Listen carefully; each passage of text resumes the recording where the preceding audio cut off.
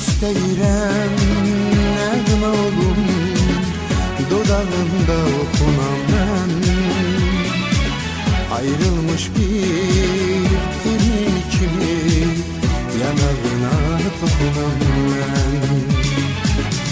İstəyirəm nəğmə olum, dodağında oxunam mən.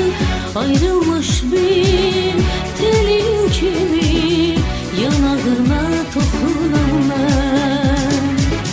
İstəyirəm yağış olum, saçlarına yağan hərdən. Sərinə sənmi hədönür, gözlərindən nəm çəkəm mən. İstəyirəm güneş olum,